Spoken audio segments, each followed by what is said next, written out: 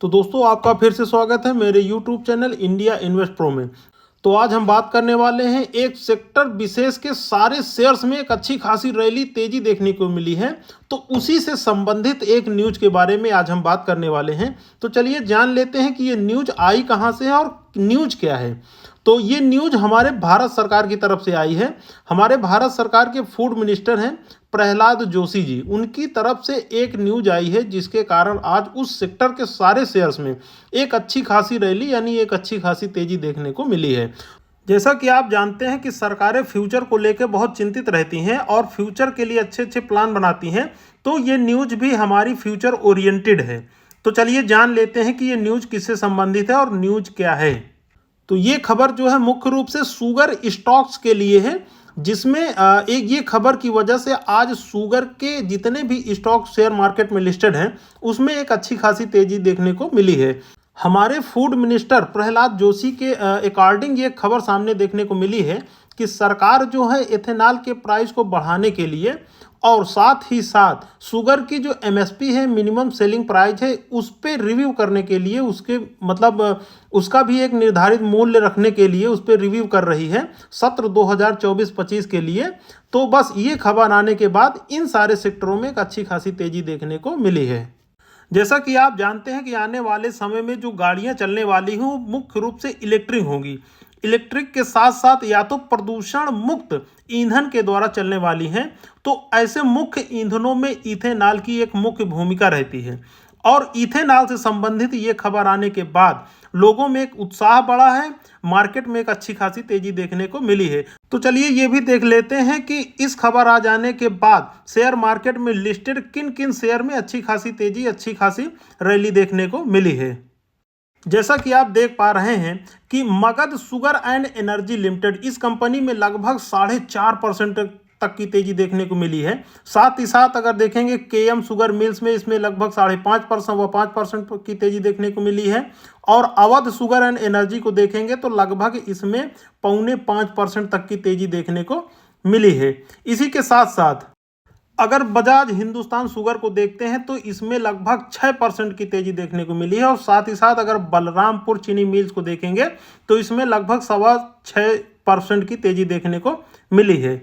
इसके अलावा Mawana sugar limited को देखेंगे तो इसमें लगभग 5.25% तक की तेजी देखने को मिली है और साथ ही साथ श्री रेणुका शुगर लिमिटेड जो कि एक फेमस कंपनी है इसमें लगभग 7% तक की तेजी देखने को मिली है।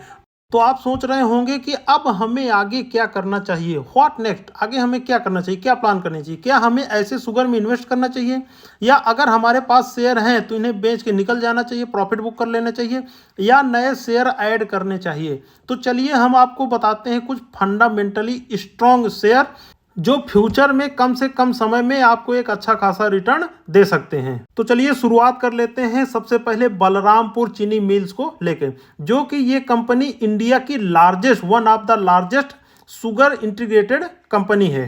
अगर इसका मार्केट कैप देखते हैं तो 13,500 करोड़ के आसपास का इसका मार्केट कैप है और इसका अगर शेयर होल्डिंग पैटर्न देखते हैं जो कि बहुत लाजवाब है, इसमें लगभग 43% प्रमोटर होल्डिंग है, साथ ही साथ फॉरेन इन्वेस्टर लगभग 12% है और डोमेस्टिक इन्वेस्टर देखेंगे तो लगभग 23% है, बाकी 22% पब्लिक के कोटे में है। तो चलिए अगली कंपनी देख लेते हैं जिसका नाम है श्री रेणुका शुगर, जो मुख्य रूप से शुगर, एथिल एल्कोहल, एथेनॉल, इसके साथ साथ generation and sale of power के संबंध में इस कंपनी काम करती है। अगर इसका मार्केट कैप देखते हैं तो लगभग 11,000 करोड़ का इसका मार्केट कैप है और साथ ही साथ अगर इसका शेयर होल्डिंग पैटर्न देखते हैं तो 62% प्रमोटर के साथ साथ फॉरेन इन्वेस्टर लगभग 3.5% और डोमेस्टिक इन्वेस्टर लगभग 10% देखने को मिल रहे हैं। साथ ही साथ लगभग 24% पब्लिक यानी रिटेल इन्वेस्टर को देखने को मिल रही है। आप चाहें तो इस कंपनी के शेयर को भी खरीद के रख सकते हैं। तो चलिए अगली कंपनी देख लेते हैं जिसका नाम है EID पेरी इंडिया लिमिटेड, जो मुख्य रूप से शुगर के साथ साथ एथेनॉल प्रोडक्शन के क्षेत्र में एक दिग्गज कंपनी है और इस कंपनी के अगर मार्केट कैप की बात करेंगे तो लगभग 15,000 करोड़ का इसका मार्केट कैप देखने को मिल रहा है। एथेनॉल के प्रोडक्शन में ये एक दिग्गज कंपनी होने के नाते इस कंपनी के भविष्य में अच्छी खासी तेजी अच्छी खासी रैली देखने को मिल सकती है।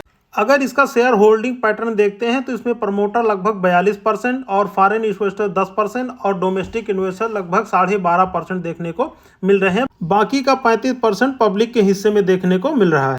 बट जैसा कि आप जानते हैं कि आने वाले समय में, आने वाले फ्यूचर में एथेनॉल की डिमांड मार्केट में बढ़ने वाली है। तो इन कंपनियों में यदि आप स्टॉक लगाते हैं, अपना शेयर, अपना पैसा लगाते हैं, तो ये उम्मीद लगाई जा सकती है कि आपको एक अच्छा खासा मुनाफा देखने को मिल सकता है। बाकी स्टॉक को बाई करना, होल्ड करना या सेल करना, ये पूर्ण रूप से आपकी मर्जी के ऊपर है। मैं आपको बाई करने के लिए रिकमेंडेशन नहीं दे रहा हूं। तो चलिए दोस्तों, मिलते हैं नेक्स्ट वीडियो में। तब तक के लिए जय हिंद।